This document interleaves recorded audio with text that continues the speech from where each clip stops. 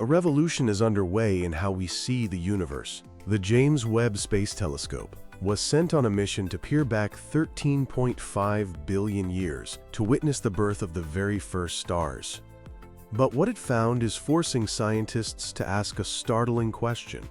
Are we looking at a completely new type of star, one powered not by nuclear fusion but by dark matter or even a black hole? Since 2022, the JWST has been sending back images from the infant universe, just 300 to 500 million years after the Big Bang. And within this cosmic nursery, it has found a population of mysterious objects that astronomers are calling little red dots. The problem is, these dots are far too massive and far too brilliant to be the baby galaxies our standard models of cosmology predicted. Some of these objects, nicknamed universe breakers, look as mature as our own Milky Way, a stage of development that should have taken billions of years, not a few hundred million. This cosmic puzzle has resurrected two fascinating, and until now, purely theoretical ideas: dark stars and quasi-stars. These aren't just new kinds of stars. They might be the key to solving two of the biggest mysteries in science: the nature of dark matter and the origin of the supermassive black holes that anchor every galaxy. The standard story of the universe's beginning is one of gradual growth. After the Big Bang, huge invisible halos of dark matter began pulling in clouds of hydrogen and helium. Over hundreds of millions of years, these clouds were supposed to slowly condense, igniting the first generation of stars known as population 3 stars. These stars would then cluster into small galaxies, which would grow and merge over cosmic eons. The JWST has thrown a wrench in this tidy narrative. Its advanced instruments, designed to see the faint, stretched-out infrared light from the dawn of time, have found galaxies that are not just well-developed, but also contain central black holes far more massive than theory allows for such an early stage. The JWST Advanced Deep Extragalactic Survey, or JADES, identified several of these baffling objects. Candidates like JADES GSZ 13-0 were seen at a time corresponding to just 320 million years after the Big Bang, making them some of the most ancient objects ever confirmed.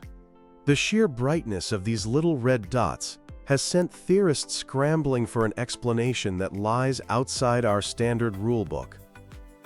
So what could they be? The first possibility is perhaps the most exotic: dark stars. Now, the name is misleading. These objects would be anything but dark. They could be millions of times more massive and billions of times brighter than our Sun. The dark in their name refers to their power source, the annihilation of dark matter. This theory, first proposed back in 2007 by a team including astrophysicist Catherine Freese, suggests that the very first star-like objects didn't ignite through nuclear fusion at all. Instead, they formed at the center of primordial protogalaxies, where the density of both regular matter and dark matter was exceptionally high. The leading candidate for dark matter particles are called WIMPs, or weakly interacting massive particles. The theory goes that as primordial gas clouds collapsed under gravity, they would have dragged in huge amounts of these WIMPs. As the concentration of WIMPs in the core of the cloud increased, they would have started colliding and annihilating each other. This process releases a tremendous amount of energy, heating the cloud from the inside out. This dark matter-powered heating would have been so intense that it would have stopped the gas cloud from collapsing further to the point of triggering nuclear fusion. So instead of a dense, fusion-powered star like our Sun, you get a gigantic, puffy, and incredibly luminous object, a dark star. As Catherine Freese explains it, these dark stars are really atomic stars with the power of darkness. A dark star would be made mostly of hydrogen and helium, just like a normal star, with only about 0.1% of its mass being the dark matter that fuels it. But its properties would be wild. They would be enormous, puffy giants, potentially swelling to a size of 10 astronomical units. That's roughly the distance from our Sun to Saturn. But their surface temperatures would be relatively cool, around 10,000 Kelvin. This coolness is key, because it means they wouldn't emit the kind of high-energy radiation that would blast away nearby gas. They could just keep growing, pulling in more and more matter. This would allow them to reach supermassive scales, up to 10 million times the mass of the Sun, shining with the light of 10 billion suns. A single supermassive dark star could be as bright as an entire early galaxy. Friis and her colleagues argue that 3 of the objects found by the JADES survey are strong candidates for being these supermassive dark stars. When we look at the James Webb data, Friis stated, there are 2 competing possibilities for these objects. One is that they are galaxies containing millions of ordinary stars. The other is that they are dark stars.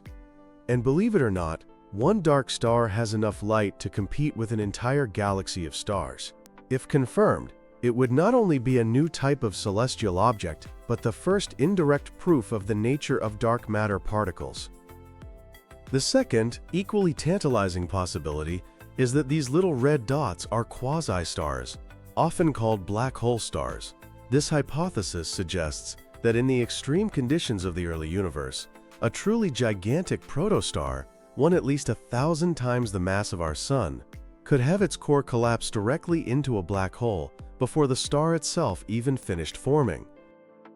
Now, in the modern universe, a core collapse like that triggers a massive supernova, blowing the star's outer layers into space. But for a quasi-star, the outer envelope of gas is so massive that it's able to absorb the initial blast and remain gravitationally bound.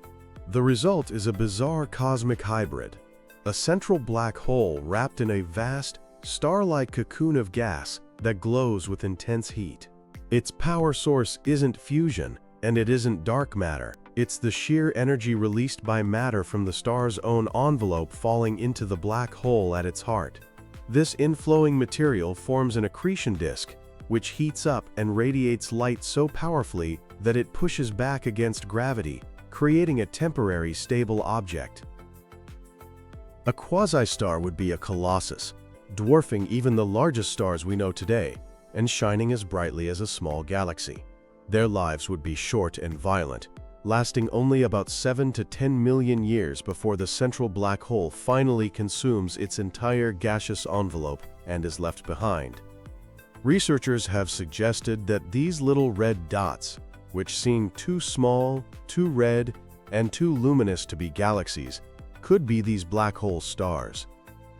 One object in particular, nicknamed the Cliff, has a light spectrum that seems inconsistent with a collection of stars, but more consistent with a single massive object powered by a black hole cloaked in thick hydrogen gas. Both of these theories, dark stars and quasi-stars, also offer an elegant solution to another major puzzle of the early universe: the existence of supermassive black holes far earlier than they should have had time to grow. Standard models can't explain how a black hole from a single star could grow to 1 billion solar masses in just a few 100 million years. It's like trying to fill a swimming pool with a teaspoon.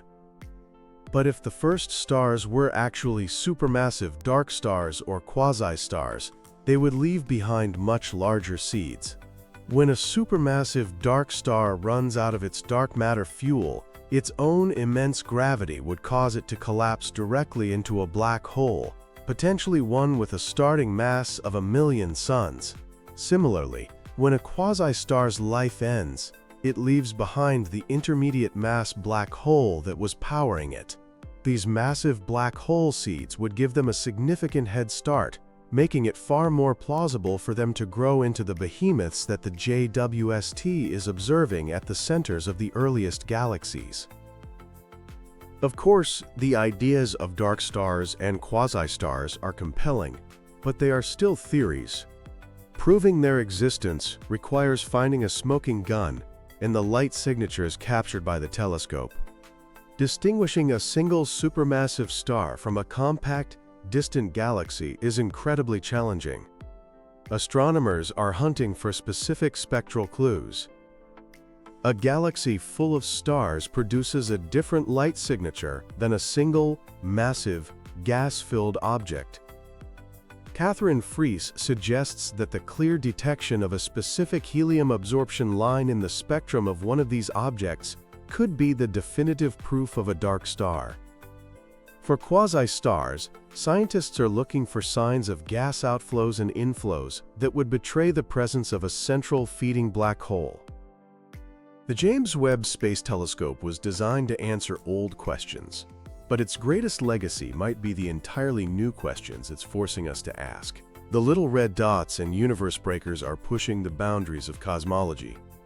Whether these enigmatic objects turn out to be dark stars, quasi-stars, or something else entirely, their discovery has already changed our picture of the cosmos. They are a reminder that the early universe was a far more bizarre and dynamic place than we ever imagined. The hunt for these cosmic monsters is more than a search for a new type of star. It's a quest for the nature of dark matter and the origin story of the giant black holes that shaped our universe. The dawn of time, it seems, is just beginning to give up its secrets.